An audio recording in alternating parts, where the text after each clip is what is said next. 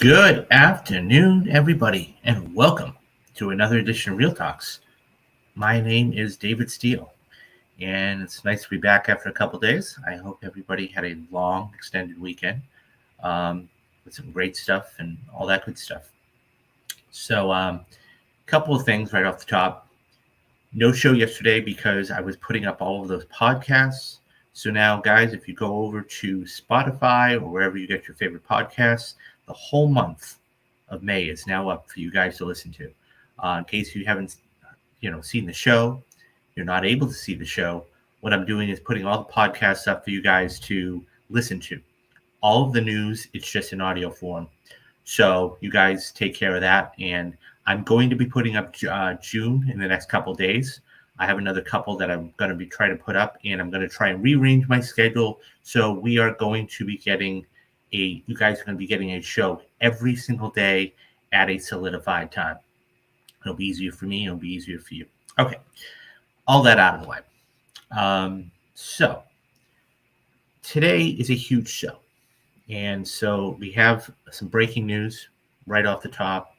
And then what we're going to do is, as the tease indicated, we've got several different stories along the lines of all blockbusters. Everything from Elemental to Flash to Transformers. So stay tuned for all those. But hot off the press, just dropped within the last 20 minutes. One of the biggest movies coming out this year, not this year, but hopefully next year. And it's going to depend a lot on what happens with the strike and how long it lasts and everything else, is Superman Legacy. This movie, and of course, James Gunn is heading DC Studios right now. And this movie is probably, I would guess, right now, one of the, if not the most anticipated movies of 2025. It's everybody is dying to see what happens with DC now, because, and we have got another DC story coming up a little later on, but it's more of, this movie, The Flash, and a couple others never happened under his regime. I mean, it wasn't under his watch. So it's kind of hard to gauge where things are. This is his first feature, what they're coming out with. He's already explained, in great detail. I think it was October of last year, what exactly his first phase was. It was going to be called Gods and Monsters. So we got Superman Legacy, and that is going to be the very first film in what that phase is going to be, if you will. So here's the reason why it's breaking. This comes from Deadline, and this is talking about casting. So everybody, let's face it, everybody would love to see a certain actor or actress in there, and this person would be great or that person would be great. And fan casting is one of those things that's especially happened over like the last, I would say, 7-8 years, maybe even going back 10 years with Marvel. And it's one of those things where we'd like to see a person, and so I think whoever is chosen is going to be great for the role. Anyways, so this comes from Deadline, and the headline reads, Superman Legacy, in-person screen tests on the horizon as Warner Brothers and James Gunn get closer to finding Clark Kent and Lois Lane. Following months of going through dozens of audition tapes, Warner Brothers and DC Films look to get closer to find the stars of their Superman Legacy movie as a second round of testing looks to be imminent. Insiders close to the process say the first in-person tests with DC co-heads Peter Safran and James Gunn, who is writing and directing the picture, will take place around Father's Day, or the Monday or Tuesday, with Nicholas Hoult, David Kerwin, and Tom Brittney, expected to play the going out for the part of Clark Kent, aka Superman, and Emma Mackey, Rachel Bronson, and Phoebe Dwyer testing for Lois Lane. Sources added that some of the tests are still some of the tests sources added that some of the test deals are still being negotiated and have not all been closed. But as of right now, these are the names expected to participate in the audition. EC Studios has no comment on the second round of tests. Deadline has reported earlier in the month that they were among the names that submitted their audition tapes, that the execs had began watching each tape, especially Gunn, who only recently wrapped his press tour for Guardians 3. And he let it be known that he wanted to be thorough and watch each and every tape. And over that time, those names rose to the top of the shortlist, and that's how it was created. As for other roles such as Lex Luthor and Jimmy Olsen, those decisions are likely to happen after the decisions of Superman and Lois. So as I said, this is breaking. Couple of things. Number one, I like Nicholas Hoult a lot. Anybody who has seen the menu, and guys, I would say this: if you haven't gone to see the menu, it's on streaming right now. It's on Max and a couple of other cable outlets. Go check that out. It's a good time. So I've done a couple of pieces on Nicholas before, okay, talking about how he's missed out on some big roles before. One of them, hello, Metal, how are you? Hope you had a great Memorial Day. So he's missed out on a couple of big roles before, okay? Most namely, he missed out on the Batman, okay?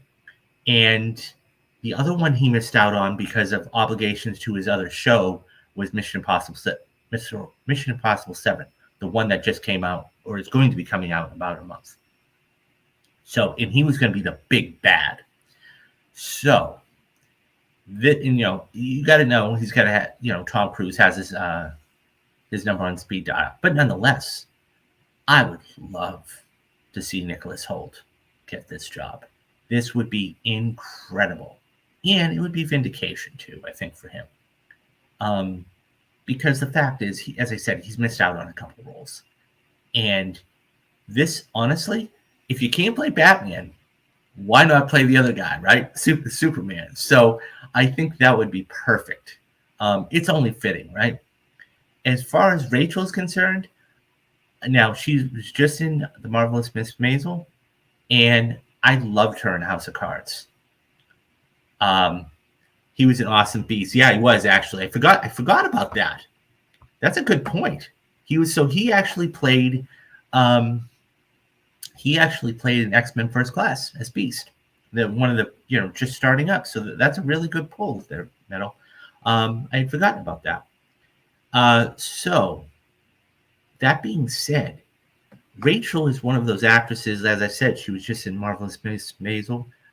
I loved her. Even her abbreviated run in House of Cards, I loved her in that.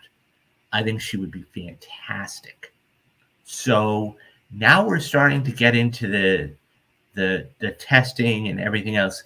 My guess is they're going to do, James is going to do, individual tests, and then they're going to start to figure out who has chemistry together. And those who, because obviously Superman and Lois are the two perennial roles, okay? And then we go from there. And then that's how you get Lois Lane or Jimmy Olsen and Lex Luthor and everything else. If push comes to shove, I would love to see Nicholas Hoult and Rachel together. I mean, just looking at them together, they look great. So now that we're starting a second round of testing, and I think once they're basically casts, I think we're going to hear about other actors and actresses that had gone out for the role. But like I said, I would love to see Nicholas get in there just because he's missed out on a couple. This would really hurt him. I won't say it's hurt him psychologically, but the fact that he would have missed out on 3 different roles now. I mean, because this is the kind of role, don't forget, guys, this is the kind of role that it elevates you right to the top of the list. I mean, look what happened with Daisy Ridley. I mean, Daisy Ridley who is my casting for Superman? I don't even know. It's one of those things where you have to see who who they go with, and then you have to see how they are on screen.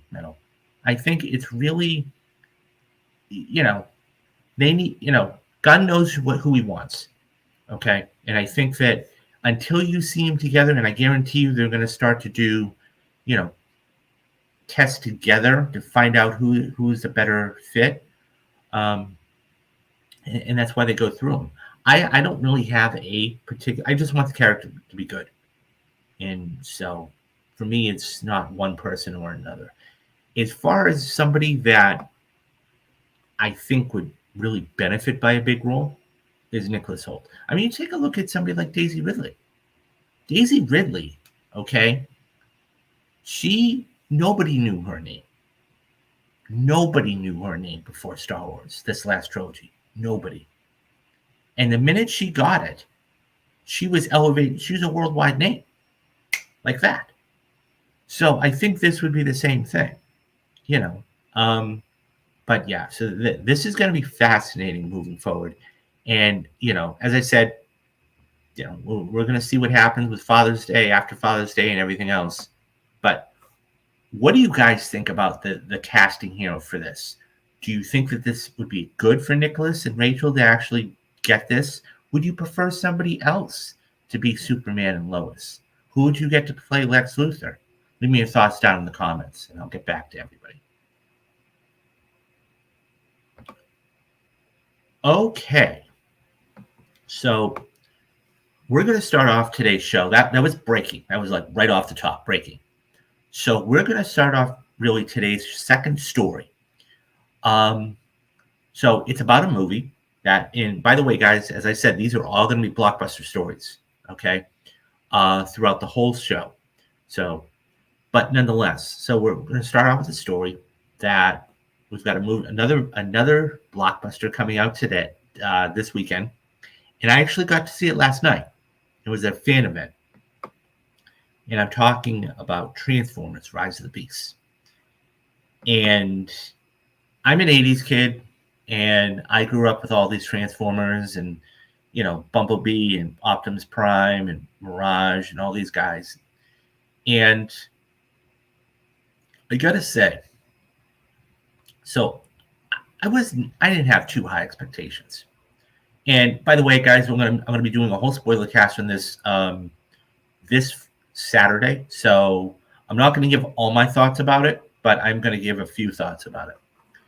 That being said, I grew up with these, and ever since you had, the first one came out in 2007 and did huge numbers, and because nobody had ever seen anything like that. So this movie, it's going to be interesting to see what happens because of a lot of different things. So the story comes from the Wrap, and this comes from Jeremy, who we had on the show about 2 weeks ago. And by the way, guys, great interview with him. If you haven't already, go check that out, either on YouTube or podcast form. So he says, the number one position at this weekend's box office is up for grabs. While Paramount's Transformers: Rise of the Beasts is stomping into theaters, hoping to reclaim some of this franchise's former box office glory, the top spot could be swiped by Sony's Spider-Man Across the Spider-Verse, which is showing excellent midweek returns and could have long legs at the box office.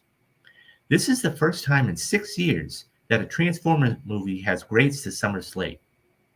Once upon a time, Michael Bay's Transformers was the top franchise at the box office, sporting a lifetime total earnings of $4.8 billion worldwide and a pair of billion-dollar hits with Dark Side of the Moon in 2011 and Age of Extinction in 2014.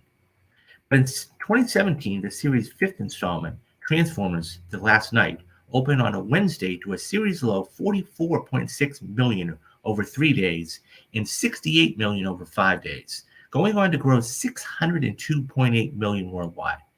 While it's still a slight theatrical profit against its reported $217 million budget, The Last Night plummeted more than 45% from the $1.1 billion that was The Age of Extinction 3 years prior. The following year, with Bay departing the franchise, Paramount released a holiday spin-off, Bumblebee, that was the first Transformers film to get a widespread praise from critics, but that wasn't enough to bring moviegoers back to its heyday levels. And while Bumblebee turned a profit thanks to a tighter $102 million budget, it made less than the last night with $465 million worldwide.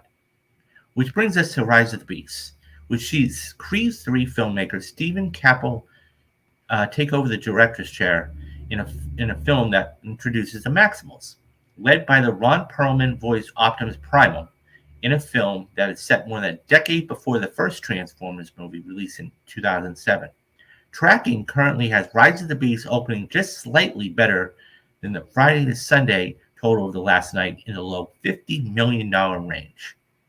The challenge for Transformers 6 will be the disappointing fate of Paramount's recent release Dungeons & Dragons Honor Among Thieves, which got great critical and audience reception but got squeezed out by the juggernaut that was the Super Mario movie. In a similar way, Rise of the Beasts is releasing between Spider-Man Across the Spider-Verse and Warner Bros. The Flash, which will have a story coming up a little later on. Two of the films that are already courting the 18 to 35 male demographic.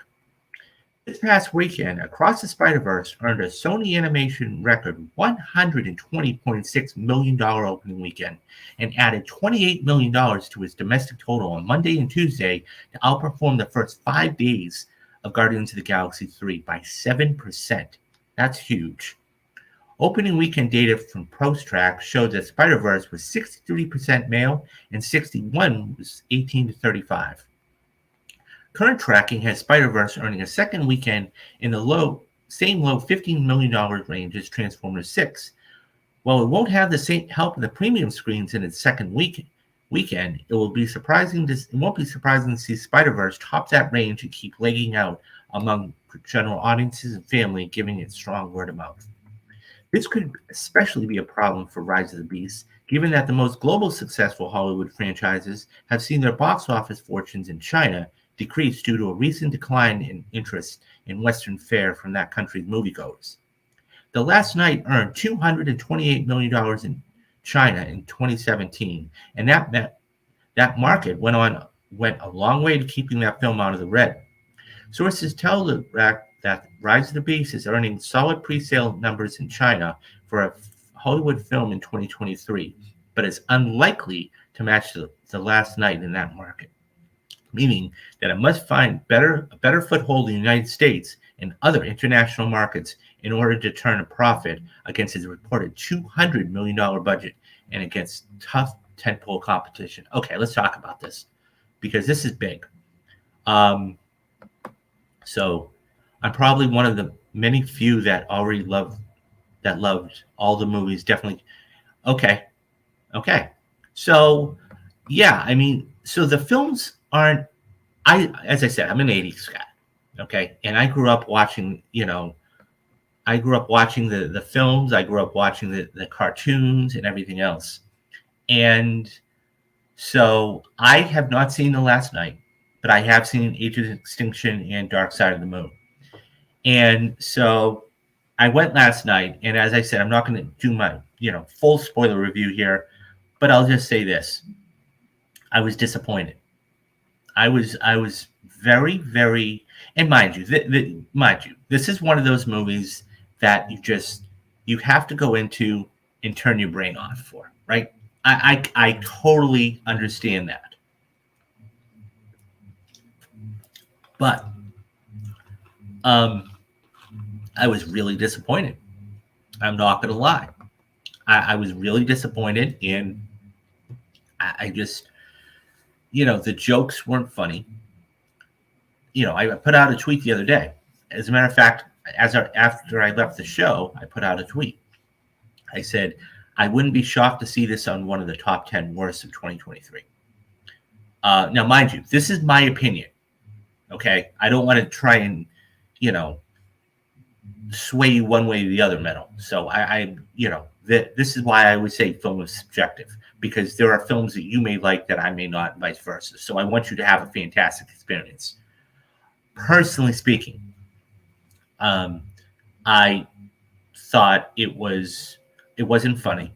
Okay, it really didn't have any stakes to it. And I didn't enjoy it. And then the ending for me and what they were trying to set up didn't make any sense at all. At all. And I had heard a rumor, okay, oh, this is what they're going to try and do. And it was there. First of all, it would have been better as a cutscene. But before that, there were some storylines there that just did not make any sense. And it didn't pay off at all. There was no payoff. That being said, I wouldn't be shocked or surprised, frankly, if we're talking about Across the Spider-Verse winning the second weekend or getting very close to it. I mean, Transformers may win the weekend, but it's going to be very close, neck and neck. Don't be shocked. And, you know, as Jeremy said in his piece, if you can drop 45 to 50%, that's fantastic. If this can make between $50 to $60 million in its second weekend, and it was up 7%, that's the other key too. Okay, I mean, and I said this the other day. It's all about the midweek. It's all about that Monday through Thursday. Because here's the thing. People go to the theater every single day of the week. If you're making money, a good amount of money during the week, you're definitely going to make money during the weekend. And that's what I think this is going to do. And I won't be shocked if Spider-Man Across the Spider-Verse wins the second weekend. Because I didn't care for this film at all.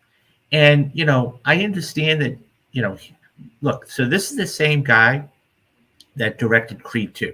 So anybody who's seen Creed and seen those films, he did the second one.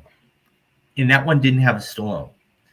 And actually, I could stand corrected, it did have Stallone. But the point is, it just didn't have the same feel. Okay? I didn't care for it. I just didn't care for it. And, you know, it is what it is. And so what I will do, guys, is on Saturday, I will tweet this out, of course, and, you know, stay tuned for my full spoiler cast about the film. Everything about the film. And, you know, I will give my thoughts about that because I think that it definitely needs to be mentioned. So, anyways, guys, what do you think about Rise of the Beast actually maybe not winning this weekend? Do you think Spider-Man Across the Spider-Verse could win the weekend? If so, how much do you think it might win it by? Are you guys going to go see Rise of the Beast? If so, are you going to go see it in IMAX, 2D, Screen X? What format are you guys going to go see it in? Leave me your thoughts down in the comments, and I'll get back to everybody.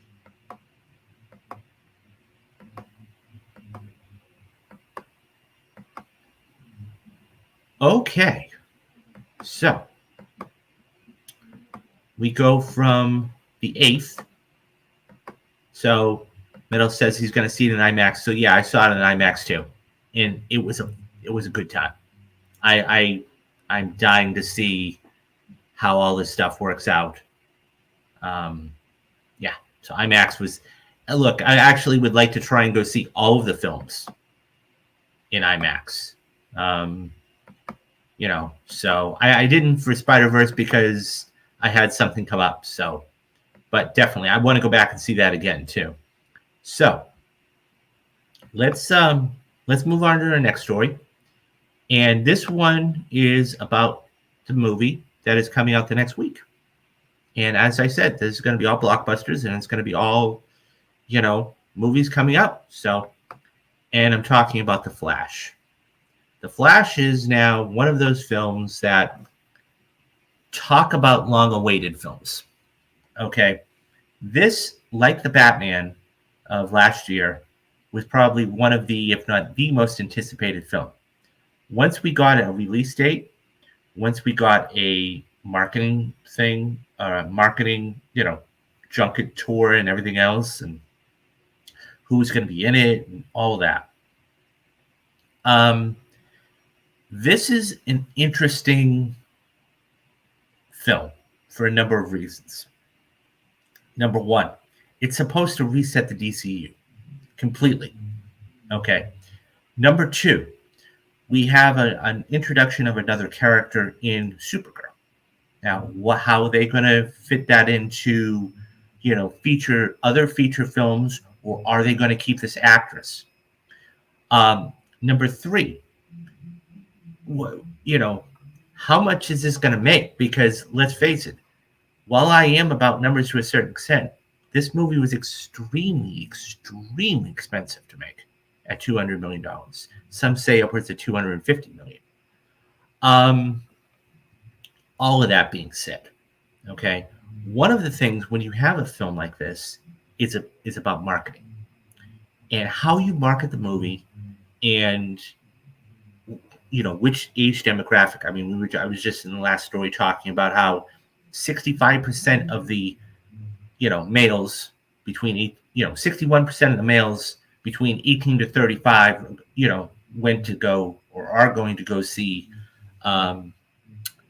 Transformers. It's going to be the same market for this. So the reason I bring all of this stuff up, okay, is because the Hollywood Reporter has now come out with an article, and it talks about marketing. And it says, marketing, The Flash, no Ezra Miller, excuse me, but lots of Batman and TV spots. In late August 2022, Ezra Miller trekked to Warner Brothers for their first meeting with film chairs Michael DeLuca and Pan Abbey. The sit down followed months of legal and personal troubles for the actor, with a string of arrests and bad headlines threatening to derail The Flash, a $200 million feature Miller had been attached to since 2014. That's almost 10 years, guys. Think about that. A few weeks later, Miller apologized for their behavior, which included trespassing and choking a woman in Iceland in an incident captured on video, citing, quote, complex mental health issues. The question on everybody's mind that day in August, could Miller stay out of trouble? And could the headline and out of the headlines long enough for The Flash to enter safely into theaters? 10 months later, the answer appears to be yes. Miller has not only stayed out of the headlines, but the actor is nowhere to be found in the press as the film sprints to its June 16th release date. Instead of touting its star, the studio has put its focus on the film itself, hyping it to perhaps unrealistic levels. CEO David Zaslav and DC Studios head James Gunn have said that this is probably one of the greatest superhero movies of all time. And I actually have a thought about that. This has sparked bemused head shaking from some at Warner Brothers who question the wisdom of setting the bars so high for high expectations. It can't be the studio telling you it's that good. Your friends have to tell you it's that good, said one insider. And he's absolutely right about that. The first reviews, which dropped June 6th, are solid, but not the type of notices received by The Dark Knight, considering the feature film, the greatest film, which is considered the greatest film of the genre. And by the way, guys, if you want, go back and watch the Perfect Movie series. I just did The Dark Knight this last month, so go check that out. I talk all about why it is a perfect movie. And sequel. The Flash currently sports a 72% rating on Rotten Tomatoes, good enough to beat Joker, Warner Brothers' 2019 Oscar-winning $1 billion hit, which has a 69% score. And I'll get to that in a little bit too, because there's a little difference there. The studio is facing other headwinds that are affecting The Flash's projecting opening. A soft 70 to 75 million. Some superhero movie fatigue is real, and so is the perception that the next few DC movies, including August's Blue Beetle and December's Aquaman and the Lost Kingdom, are less urgent because Warner's is relaunching a slate of entirely new films with new actors to inhabit the superhero roles under the alger of DC Studios' Gunn and Safran. It is unclear how perception and how much is perception and how much is reality.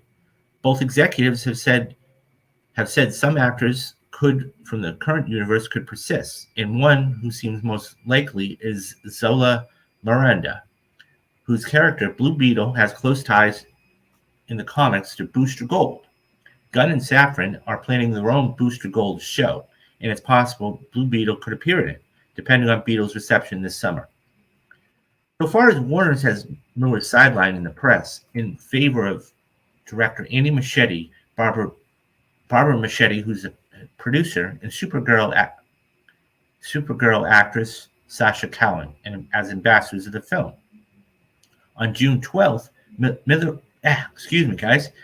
On June 12th, Miller is expected to attend the film's premiere, which is likely to be branded a quote film event, one in which the stars walk the red carpet but answer no questions from journalists.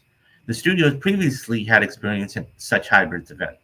In April of last year, it held the New York event for Fantastic Beasts: The Secrets of Dumbledore, which was marred by its own controversies around author J.K. Rowling's, the recasting of Johnny Depp, and even Miller, who was arrested in Hawaii days prior to the event.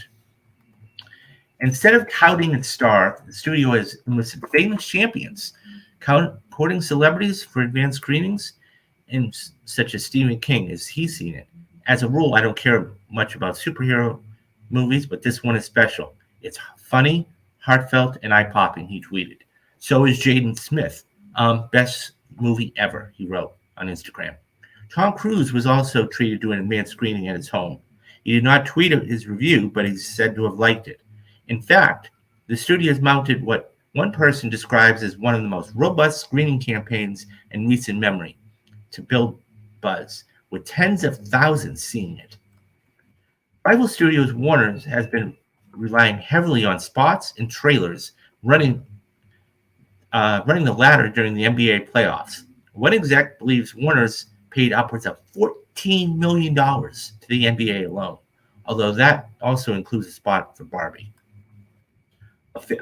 Warner Insider said the figure was lower. Of course they're going to say it was lower.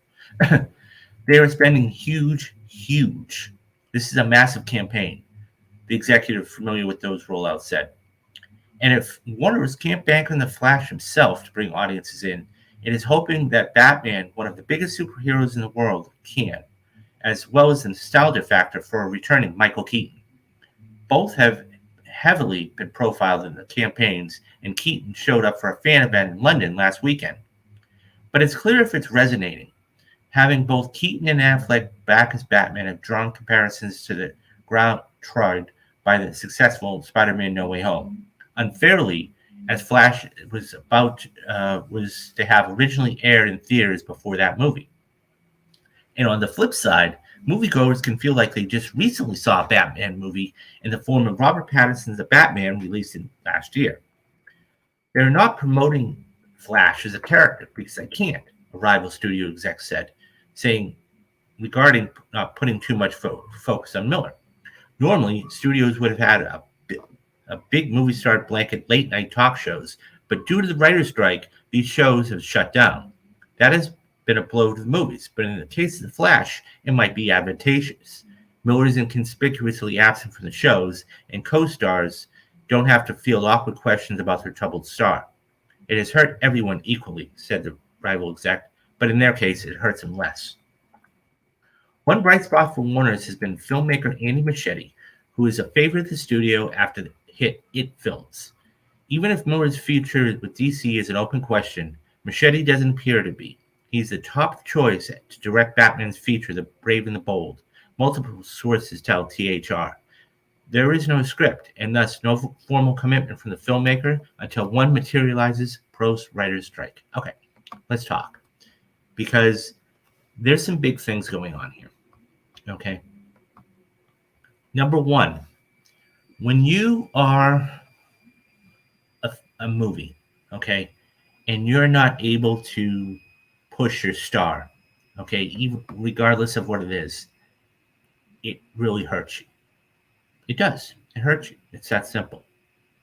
The fact that Ezra has gotten into all this trouble, you got to remember that this goes back. I was doing the podcast I was doing last year, I was talking about the same thing, except in this particular podcasts I was doing. It was more, they're on the run and everything else. All that being said, the fact that you can't market the star is huge.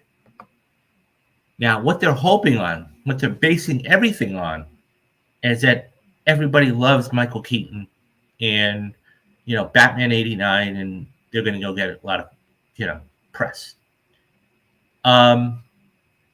Yeah, so Mel says, wow, that's a lot to take in. It is. It is a lot to take in. So you have to understand, number one, they can't market the film the way they want because their star is in trouble, okay? Number two, they're relying on guys like me, who are 47 years old, who remember Batman 1989, to go see this film. Number three, the fact that, yeah, they're not on the late night talk shows, but at the same time, they're nowhere to be found. And lastly, I'll say this much, okay? Machete put his foot in his mouth about a week ago, and I did the story here on the show, okay? The fact is, he came out and said, before the film was even open, that if it were up to me, I wouldn't recast Ezra Miller. Now, that's a bold statement. Number one, because you don't have any control of that. Number two, because at the end of the day, it's James Gunn's decision, right? So he may want to keep Ezra, but James may say, no, hit the brakes. Number two, even if he has, so Machete has another, the piece alluded to, has Welcome to Derry coming out. It's supposed to be a prequel to the It things. I'm wondering if that wouldn't affect him long term, even if he is the favorite to go do The Brave and the Bold. And number three, it just doesn't look good. It doesn't look good. That would be like Kevin Feige coming out, okay, and saying, you know what? So now, I will say this much. Jonathan Majors has a court date next week, okay? That would be like Kevin Feige coming out and saying, you know what, guys? No matter what happens with Jonathan Majors, we're going to keep him.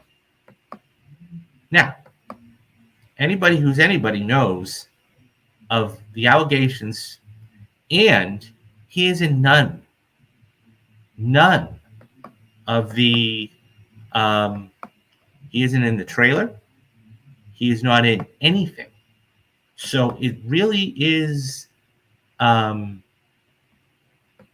it's tough to do. I gotta believe that, this film is not, if that's true, a soft 70, 75 million, I think it might be lower. And I've also said that I thought Shazam was going to be a litmus test.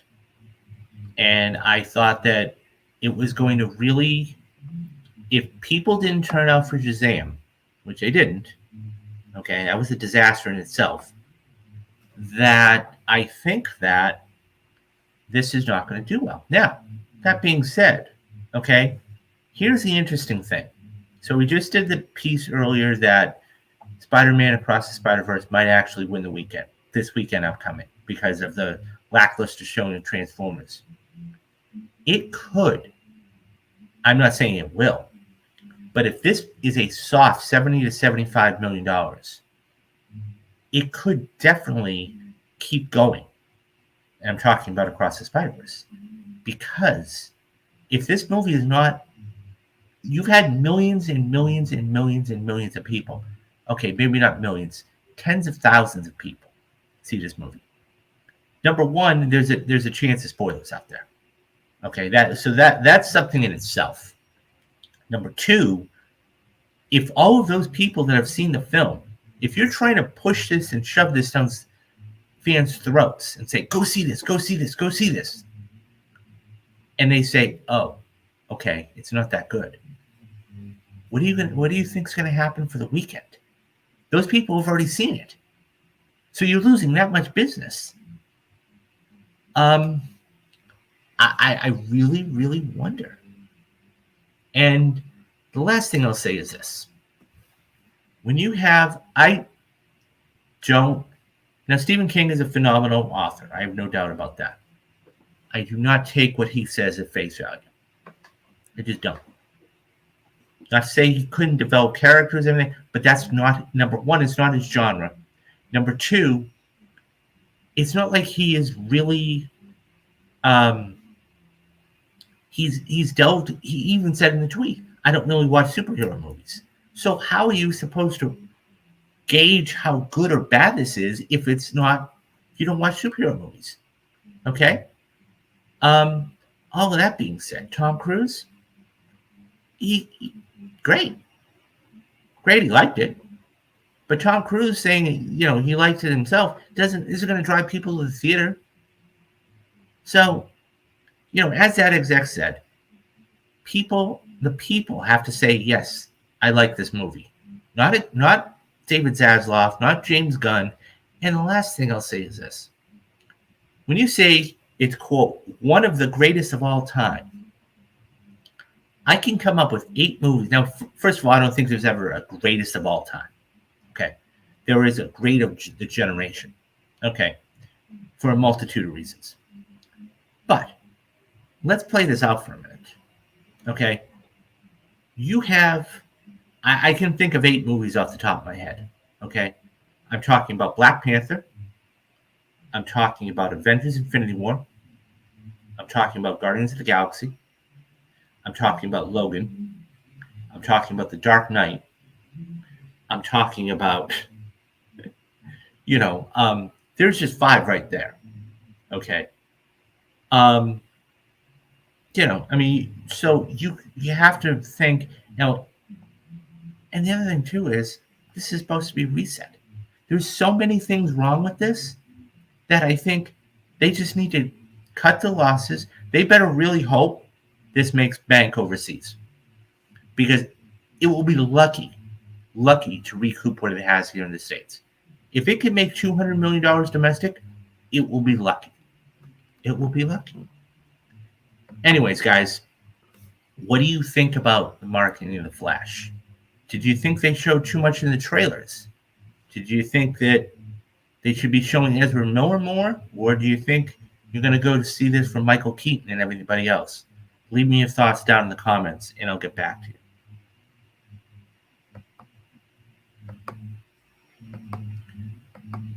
Okay, so we are going to go from that to another film.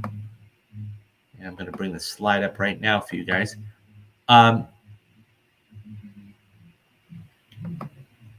So we're going to go to another film here in a minute.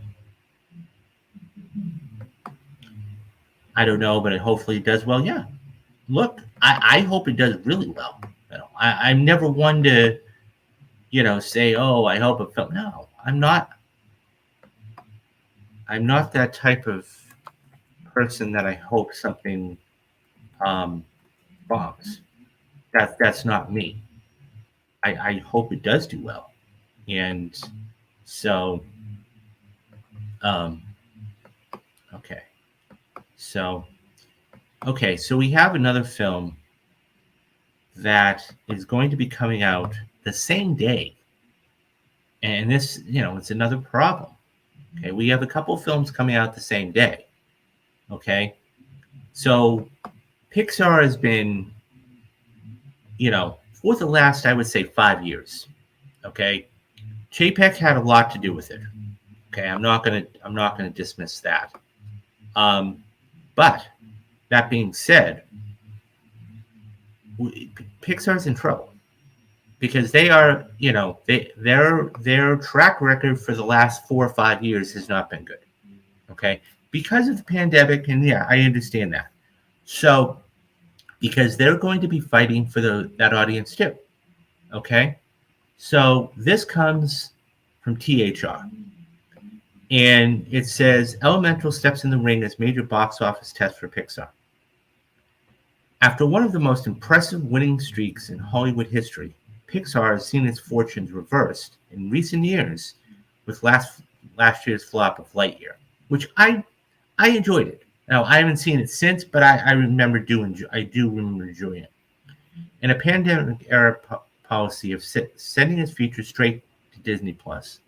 Now Pixar faces a major test of brand strength as it prepares to unveil Elemental, its first theatrical feature since the COVID-19.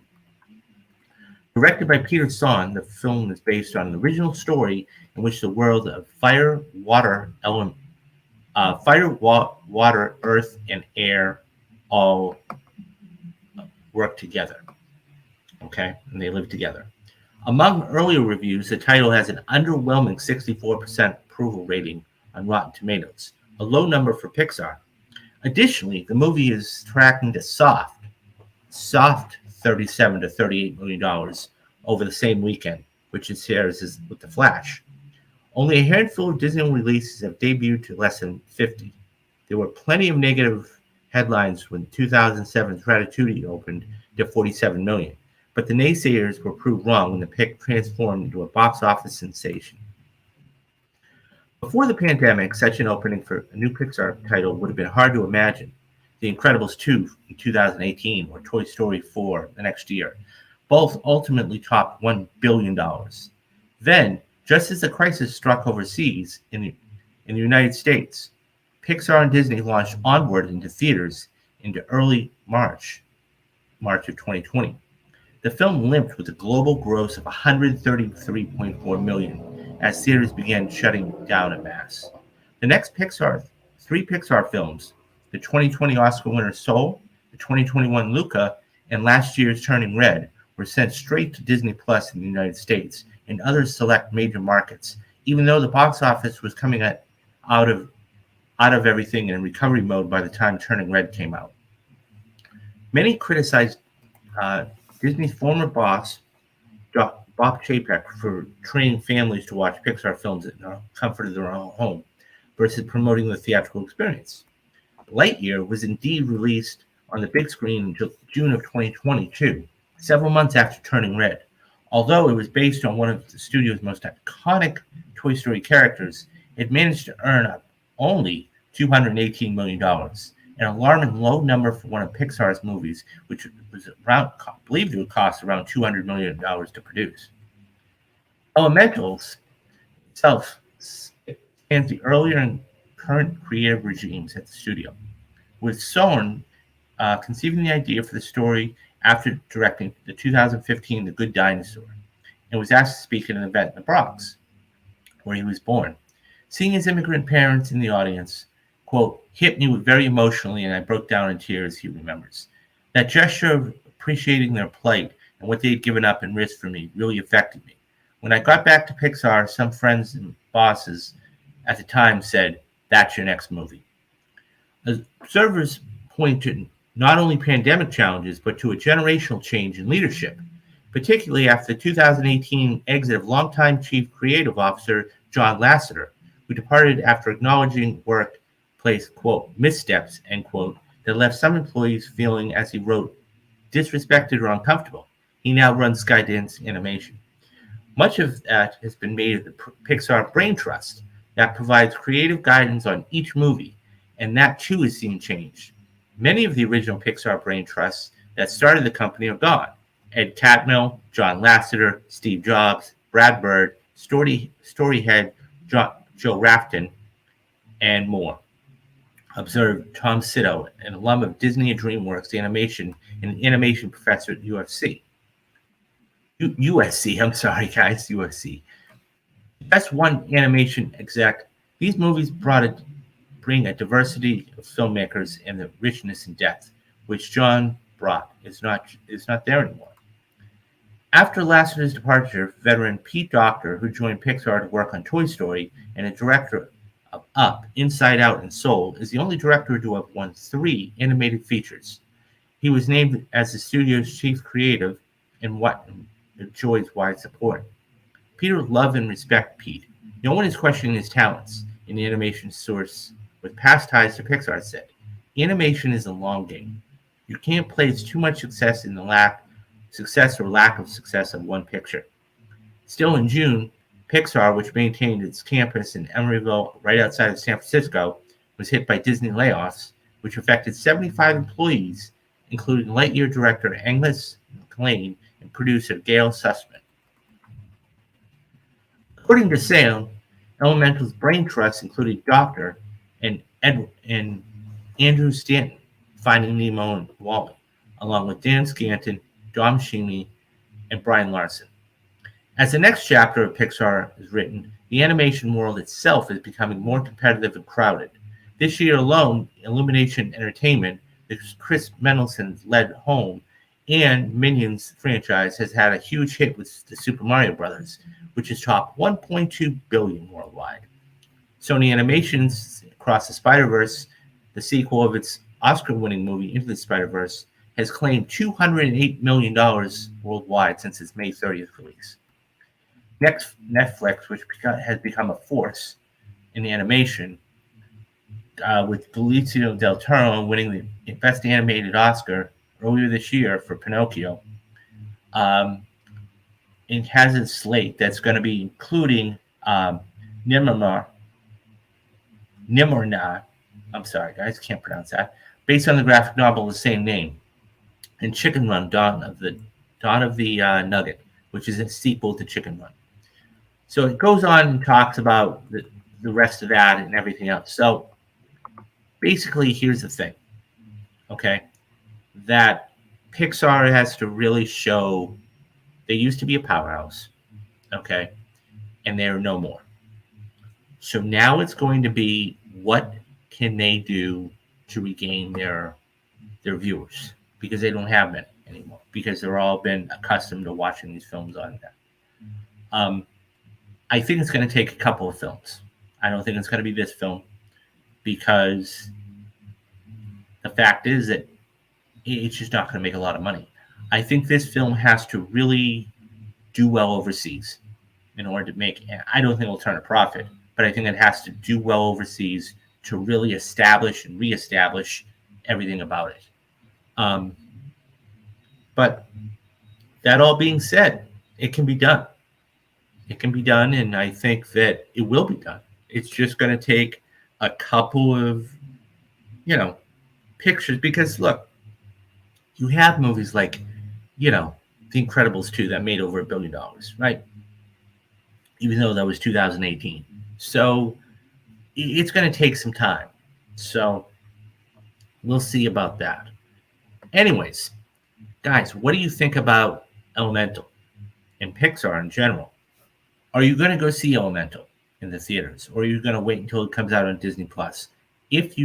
What are some of your favorite Pixar films?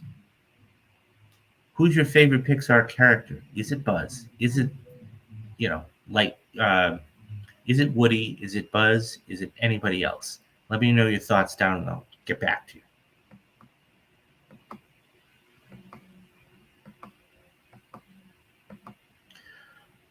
Okay, so we come to one final story of the day, and this is a film that, as I said, we're going through all the blockbuster titles for basically the month of June.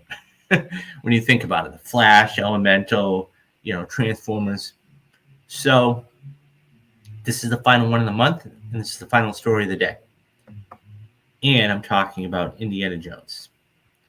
Indiana Jones 5. What to say about this movie? I'm excited for it. I'm interested in it, but I think it's going to struggle mightily, because here's the thing. And by the way, I said this was one of The Flash. I had said, let me back up and say one more thing. I said The Flash was going to be winning 2 weekends, and I said this was going to be winning 2 weekends. I don't know. I honestly don't know anymore. I might have to eat my words in that. But that being said, this is one of those films that I think it's going to struggle. Don't get me wrong. I love Indiana Jones. I love Indiana Jones. I love the character. I love the adventures. But you're only as good as your last movie. And Kingdom of the Crystal Skull did not perform well. Okay, it made more money worldwide than I thought it did, but at the same time, it's one of those things where I think that the large cost of this film is really going to hamper and come back and bite Lucasfilm. And so the early tracking on this, so this comes from Jeremy once again, and this is talking about the tracking of the movie. So Indiana Jones 5 early tracking predicts $60 million, well below Crystal Skull. The first round of box office projections for Disney and Lucasfilm's Indiana Jones and the Dial of Destiny have arrived, and they are predicting a significant drop from the film's 2008 predecessor, Kingdom of the Crystal Skull, which opened with a weekend of around $60 million. By comparison, Crystal Skull, which opened on a Thursday before Memorial Day 15 years ago, earned a Friday to Sunday opening of $100 million, going on to gross $317 million domestic and $790 million worldwide, which is relatively very good. Box office analysts who have spoke to the Wrap say that the film's early tracking in the United States is more reminiscent of the James Bond film No Time to Die, which opened to $55 million in October of 2021 and finished with $160 million domestic and $774 million globally. Another comparison being used is Mission Impossible Fallout, which opened to $61.2 million in the summer of 2018 and grossed $220 million domestic and $790 million worldwide against a reported $178 million budget before marketing. Like these two films, sources say Dial of Destiny is tracking well among older audiences who grew up seeing Harrison Ford's Indy, but not so much among the audiences under 35, which really they have to depend on, for whom Crystal Skull is the only indie movie that was released in theaters during their lifetime.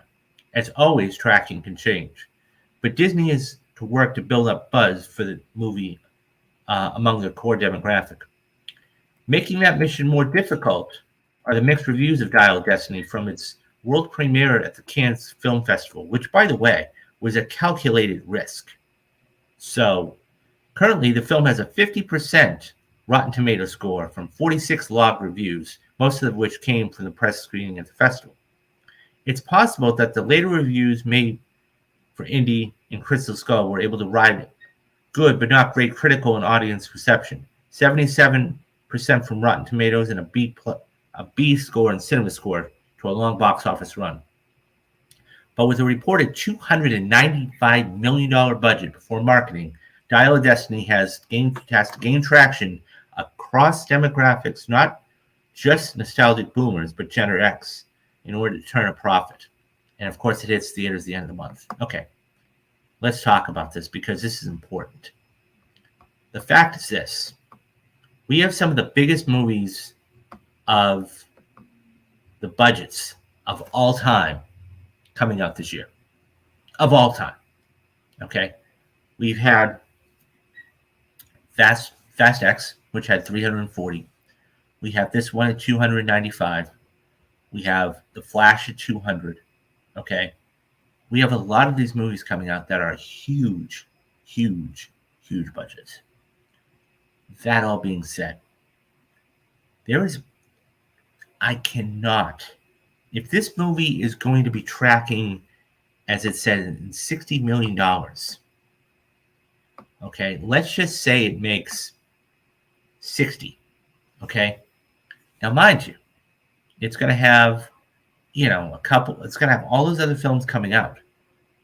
But if The Flash is a soft 70, this is what I was talking about a long time ago, okay? That you're going to see a lot of these films start to cannibalize each other and take in everybody's audiences. And whether it is Indiana Jones or whether it is The Flash or whether it is, whatever it is, it's going to start to eat into everybody's. I mean, you have 3 films coming out in the next 5 weeks, okay, that are all male dominated, demographics. You've got Transformers, you've got The Flash, and then you have Indiana Jones. Now, how are these films supposed to make money if they can't, you know, if they can't make, they have to be made, all this money has to be made overseas. Could that make 757? Yeah, sure. But even then, it's not going to be profitable. I mean, the fact that Kingdom of Crystal Skull only made what, 200 and, what did it say, 250 million or so? It made 317 domestic. That's high. Usually you want a 50-50 split. That's high for that. I can't see this making $317 million domestic. I just can't. It'll be lucky to hit 250.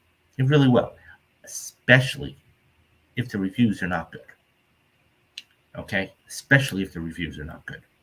So, I don't know. I mean, I'd like to think, I'd like to think that it's going to, do something, but, I mean, part of it is if the film's not good, part of it is, you have all these other movies coming out, part of it is, so it will be very interesting because a lot of these films are going to have to, I'll be curious to see when that goes to streaming. I really will. Because mark my words, if this goes to streaming in, let's say, September, people are going to eat that up. That will be one of the top 10 most watched streaming shows or streaming movies, just like The Flash. So I think that being said, when all these films start to go to streaming, like, Transformers goes to Paramount Plus, and then you've got this going to Disney Plus, and then you have, The Flash going to Max. Those are going to be, don't be shocked if you see all of these dominoes start to fall at one time. Okay? Like, this will be going to Max, this will be going to Paramount, because they all want the competition there, and they can watch it in the comfort of their own home. But they're going to try to get as many dollars as possible out in the theater. So we'll see about that. Anyways, guys, what do you think about these numbers for Indiana Jones? Do you think they're low? Do you think it's going to make more than $60 million? Or do you think that's right on par for what it should be making? How much do you think it could make domestic? How much do you think it could make worldwide? Leave me your thoughts down in the comments and I'll get back to everybody.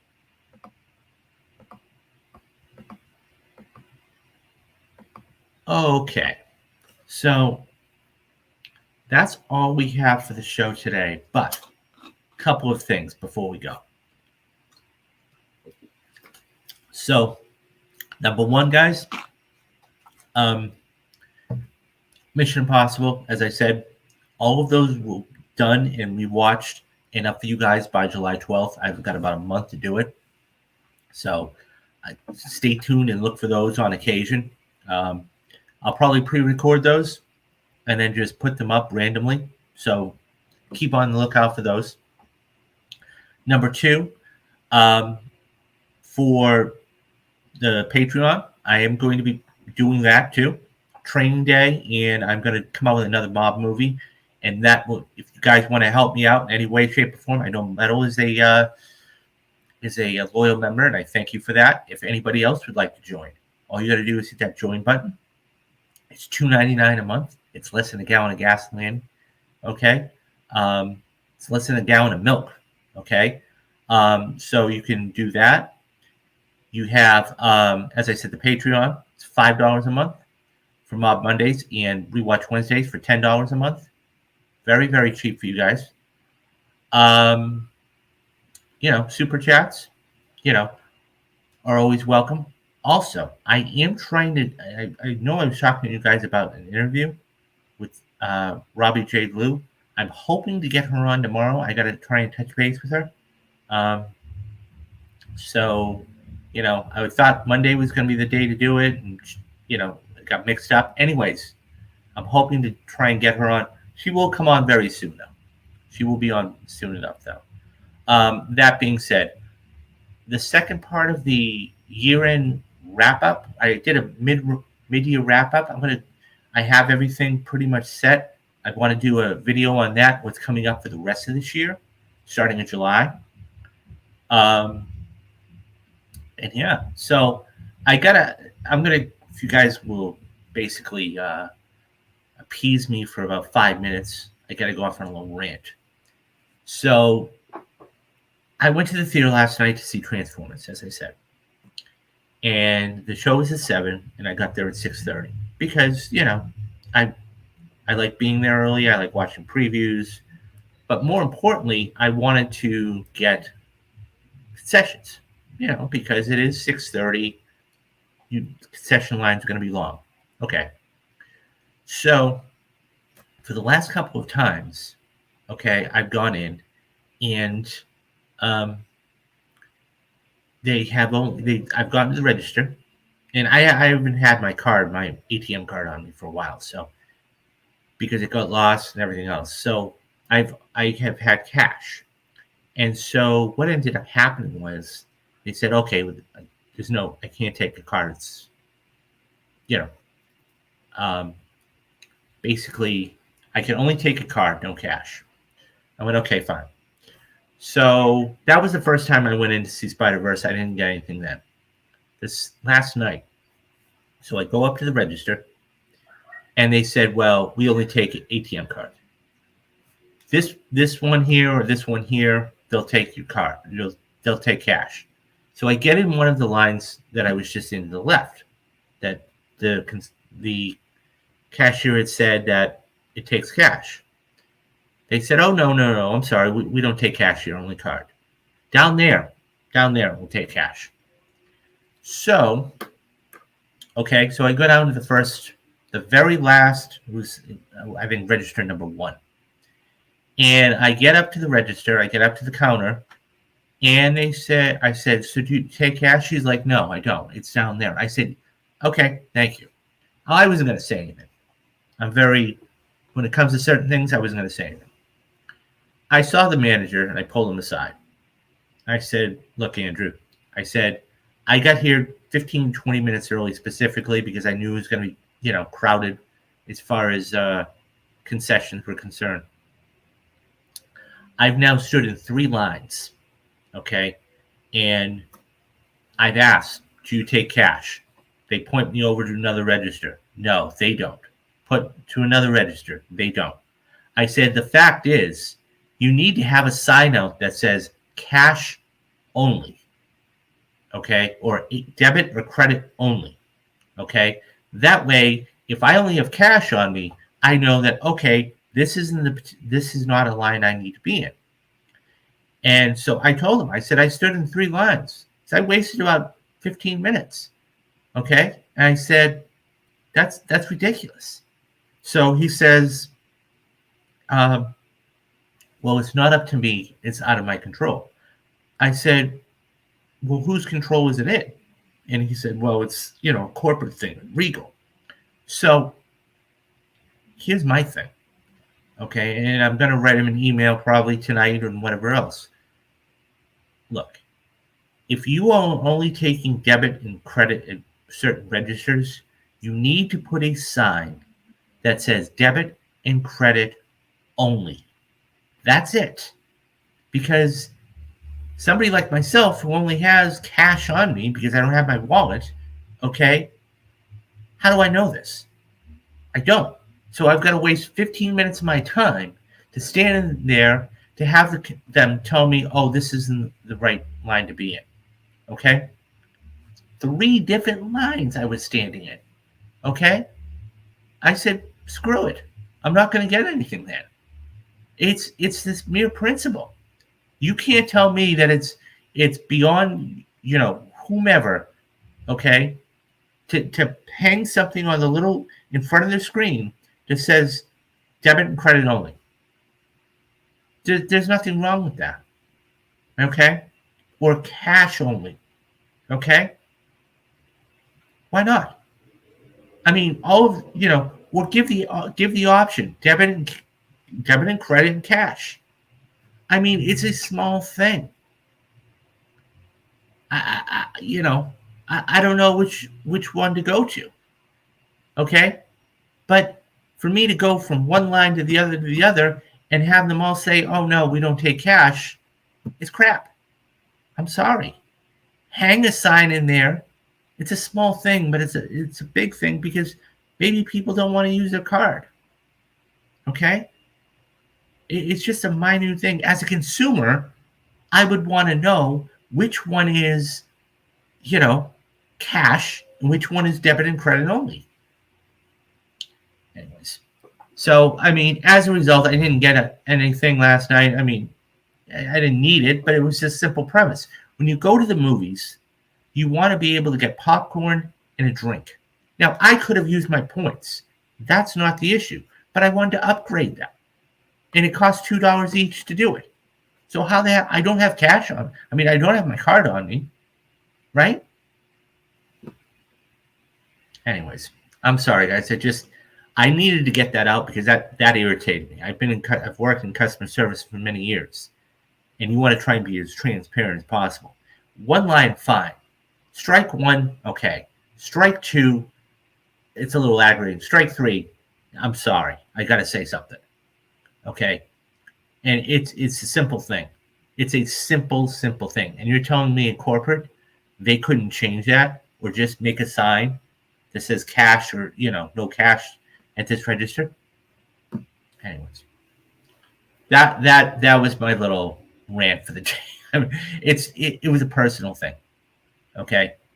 Because now I know better. Okay, I'm going to write Regal, and I'll never get an email back, but I'm going to write Regal, and I'm going to say this is baloney. This is crap. You need to tell your fine. 8 out of 10 consumers pay with cards. I understand that. Okay, but to say you don't take cash at this register, say no cash. How hard is that? How difficult is that? And that way they know. Anyways. Okay, guys. Thanks for that little tirade I had to go on because that was the second time. The first time I didn't mind. It wasn't a big deal. The second time going through line, I have to say something. So, anyways, guys, that's going to do it for today. So stay tuned for all that stuff and all that good things coming up. Do the 3 things you need to do. Be safe, be careful, and have a great rest of the day. I am David Steele, and you have been watching Real Talks. Bye-bye, guys.